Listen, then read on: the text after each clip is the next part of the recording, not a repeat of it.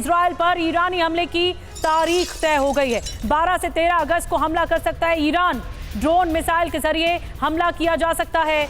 यरूशलेम पोस्ट के हवाले से ये बहुत बड़ी खबर है और पश्चिमी खुफिया रिपोर्ट से पता चला है कि ईरान 12 से 13 अगस्त को इजराइल पर हमले की तैयारी में है। 12 से 13 अगस्त।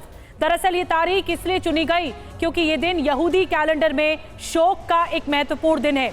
ये दिन यरूशलेम में विनाश की याद दिलाता है।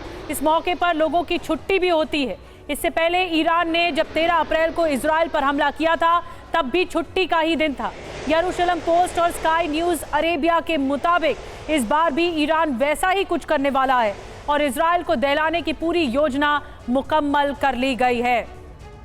और आइए अब आपको बताते हैं कि इस बार का जो ईरानी हमला होगा वो पिछली बार के हमले से कितना बड़ा होने वाला है और आगे कैसे ईरान बड़ी रणनीति बना रहा है। ये देखिए, सबसे पहले इस मैप पर नजर डालिए। आपको 13 अप्रैल की तारीख याद दिलाते हैं। इसी दिन ईरानी अटैक हुआ था तेहरान से अटैक हुआ था ईरान से अटैक हुआ था इजराइल पर और एक साथ ताबड़तोड़ इस तरह से मिसाइलें दागी गई थी। और उसके बाद फिर इजराइल ने जो पलटवार किया था वो पलटवार देखिए किया गया था 19 अप्रैल को। इजरायली पलटवार, वो तेहरान पर मिसाइलें दागी गई थी। इस बीच में दूरी भी आपको बता रहे हैं, 1689 किलोमीटर की दूरी है इजराइल और तेहरान के बीच में। लेकिन आगे युद्ध भारी होगा। ईरान की तैयारी ये बहुत ज्यादा बड़ी है। क्यों हम कह रहे हैं?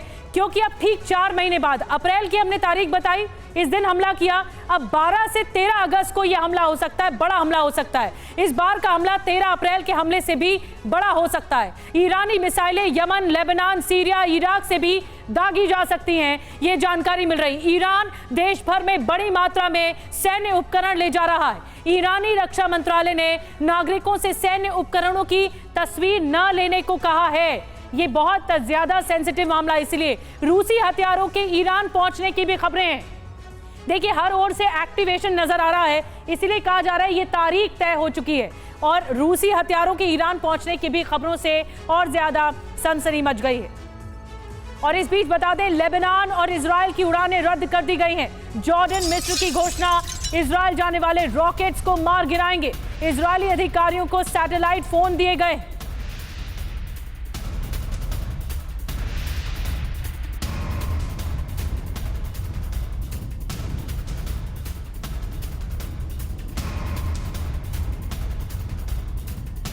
तो अलग अलग मुल्क इस वक्त एक्टिवेट हो चुके हैं और इजराइल पर कैसे हमला करेगा ईरान, आइए अब आपको ये बताने जा रहे हैं। ये देखिए, बैलिस्टिक मिसाइल से हमला कर सकता है। इजरायली सैन्य ठिकानों पर सीधा मिसाइल अटैक कर सकता है। सीरिया, इराक में यूएस ठिकानों पर भी हमले इससे पहले किए गए हैं और बैलिस्टिक मिसाइल के जरिए ये अटैक हो सकता है।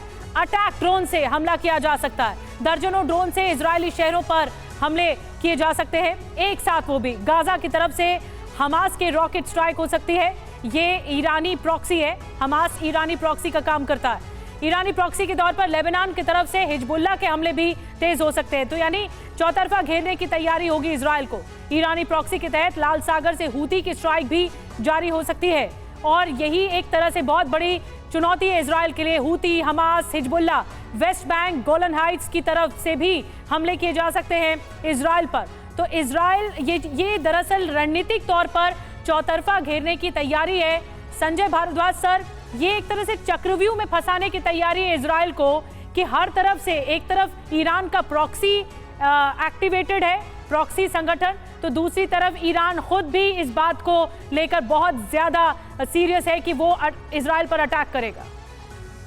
देखिए, इसमें 2-3 बातें निधि साफ साफ उभर के जो आ रही है कि पहली बात कि जो एंटी अमेरिकन कैंप है और या आप कहिए कि एंटी इजराइल कैंप है, जिसमें आपने वायलेंट नॉन स्टेट एक्टर्स की बात की, हूती, हमास, हिजबुल्लाह और साथ ही साथ जो स्टेट्स हैं वहाँ पे, जैसे खासकर ईरान जिस तरीके से लीड ले रहा है, तो निश्चित रूप से एक चुनौती इजराइल के लिए, एक बहुत बड़ी चुनौती खड़ी हो गई है। तो लेकिन इसमें सवाल यहाँ आता है कि जो अमेरिकन कैंप्स, अमेरिकन बेसिस हैं, चाहे वो ईरान में, इराक में बेसिस हैं या बाकी जो दूसरे देशों में बेसिस और अमेरिका जो सपोर्टेड कैंप रहा है, उनकी क्या भूमिका रहेगी, वो भी एक बहुत बड़ा इंपॉर्टेंट फैक्टर है कि वो कितना लॉजिस्टिक सपोर्ट्स इन वॉयलेंट नॉन स्टेट एक्टर्स या ईरान को देता है इजराइल पर एक्शन के लिए। अब तीसरा जो बड़ा महत्वपूर्ण सवाल आता है कि जो इजराइल एक ऐसा वॉल है कि अगर इजराइल पे मिडिल ईस्ट और ईरान आगे बढ़ता है तो ये खतरा सिर्फ इजराइल तक सीमित नहीं रहता, ये पूरे यूरोप पर इसकी आंच जाती है, जो कि अमेरिका और वेस्टर्न वर्ल्ड कभी नहीं चाहेगा। तो आप ये बात मान के चलिए कि जहां पर इजराइल के अस्तित्व पे खतरा होगा, वहां पर पूरा वेस्ट और अमेरिका उसको। तो एक महत्वपूर्ण बात यह है कि ये जो टाइमिंग है, क्योंकि अभी अमेरिका में इलेक्शन है और इस इलेक्शन में निश्चित रूप से एक मैसेज नहीं देना चाहते कि बाइडेन एडमिनिस्ट्रेशन फेल हो गया मिडिल ईस्ट को के पीस के लिए। लेकिन दूसरा एक और पहलू जो उभर के आ रहा है कि ईरान जो है, ईरान के देखिए महत्वपूर्ण जो कमांडर्स हैं, चाहे उसमें देखो रईसी उनके प्रेसिडेंट की मारे गए, सुलेमानी पहले उनको 2020 में पहले मारा गया, और अभी हानिया को ईरान की धरती पे मारा। तो ये ईरान के लिए भी एक बहुत बड़ा एग्जिस्टेंशियल खतरा हो गया, क्योंकि ईरान दावेदारी करता है कि मिडिल ईस्ट की जो लीडरशिप है अब वो ईरान की तरफ आ रही है, और जो बाकी जो दुनिया के मुल्क हैं, चाहे चीन हो और अमेरिका हो, वो भी ईरान को लीडर के रूप में देखना चाहते हैं। तो निश्चित रूप से एक रिटेलिएशन होगा, और ये रिटेलिएशन एक बड़ा एक हमला इजराइल पे होने की पूरी संभावना है। तो निश्चित रूप से आप बात मान के चलिए कि कुछ समय के लिए मिडिल ईस्ट में शांति टल गई है, अब यहाँ पे कन्फ्रंटेशंस होगा, और जब तक ये कंक्लूसिव नहीं होगा। बहुत बड़ी बात संजय जी आपने बता दी कि अब जो कन्फ्रंटेशन होगा, अब जो ऐलान जंग जिसे कहा जाता है, वो इतना ज्यादा भीषण होगा कि कोई समझ में नहीं पाएगा। इसीलिए अमेरिका भी रिस्क नहीं लेना चाहता।